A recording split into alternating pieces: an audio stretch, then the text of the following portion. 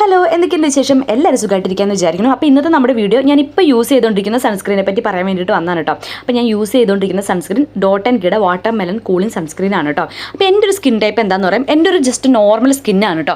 അതായത് ഭയങ്കരമായിട്ട് കുരു വരുന്ന ടൈപ്പ് അങ്ങനത്തെ സ്കിന്നല്ല, എന്നാൽ ഫ്ലേക്കി ആയിട്ടുള്ള ഡ്രൈ ആയിട്ടുള്ള സ്കിന്നാണോ അതുമല്ല, എന്നൊരു നോർമൽ ഇതിൻ്റെ എല്ലാത്തിൻ്റെ ഇടയിൽ നിൽക്കുന്നതാണ്.